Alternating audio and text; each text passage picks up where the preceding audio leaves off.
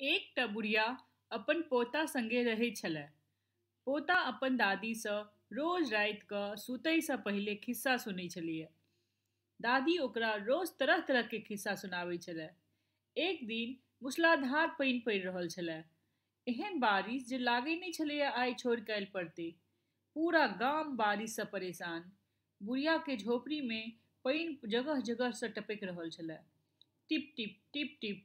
ई सब बेखबर पोता दादी के कोरा में सुतल खिस्सा सुनै के लेल बेकल भऽ रहल छलै। बुढ़िया कनि तमसा कऽ कहलक, की सुनबियौ तोरा खिस्सा पिहानी? ई टिपटिपवा सँ जान बचत तहन ना। पोता उठि कऽ बैस गेल और पुछलक, दादी ई टिपटिपवा के छै? टिपटिपवा की शेर बाघो सँ पैघ होइ छै? दादी छत सँ टपकैत पानि के देखलक और कहलक, नहीं शेर के डर नहीं बाघ के डर, डर तऽ डर टिपटिपवा के डर। संजोग सँ मुसीबत के मारल एकटा बाघ ई मूसलाधार पानि सँ बचै के लेल झोपड़ी के पाछा बैसल छलै। बेचारा बाघ बारिश सँ तऽ पहिले सँ डरायल छलै। बुढ़िया के एहन बात सुनि कऽ और डरा गेल। आब ई टिपटिपवा की मुसीबत अइ? जरूर ई कोनो बड़का जानवर हैत।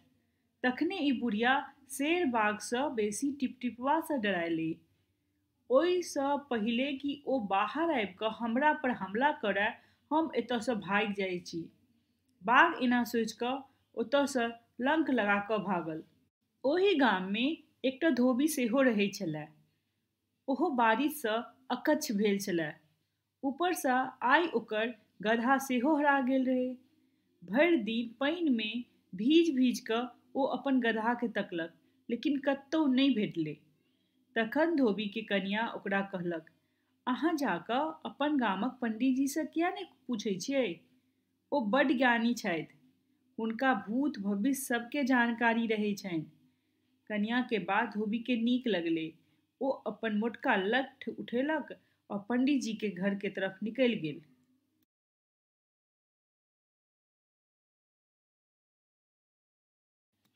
ओतय पहुँच कऽ ओ देखलक पंडितजी घर में जमा बारिश के पानि उलीच उलीच कऽ उठा रहल छथि। धोबी बेसब्री सँ पुछलक, महाराज हमर गदहा भोरे सँ नहि भेट रहल अइ। कनि पोथी देख कऽ कहू ने कि कतय गेल। भोरे सँ पानि उलीच उलीच कऽ पंडितजी थाकि गेल रहथि।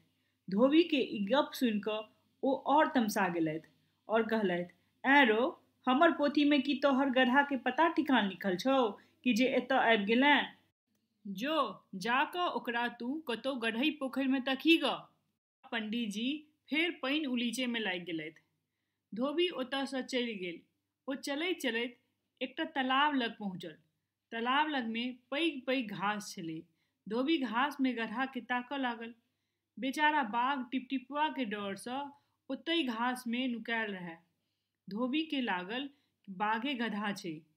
ओ आउ देखलक ने ताउ, बाघ पर तारम तोड़ लाठी बरसाबऽ लागल। बेचारा बाघ अचानक भेल ई हमला सँ घबरा गेल। ओ सोचलक, लगैया इएह टिपटिपवा अइ और ई हमरा ताकि लेलक ए। अगर हमरा आब जान बचेबाक अइ तऽ जेना ई कहैया तेना ही करबाक चाही। आइ तू हमरा बड्ड अकच्छ केले हैं। मारि मारि कऽ आइ तोहर हम कचूम्मर निकालि देबो। एना कहि कऽ धोबी बाघ के अपन घर के तरफ लऽ कऽ गेल। बाघ बिना किछु विरोध केने भीगी बिल्ली बनि कऽ धोबी के पीछा पीछा चलि देलक। घर पहुँच कऽ धोबी ओकरा खूंटा सँ बान्हि देलकै। भोरे भोर जखन गामवला सब धोबी के घर के बाहर खूंटा में बाघ बान्हल देखलक तऽ आँखि खुलल के खुलल रहि गेलै।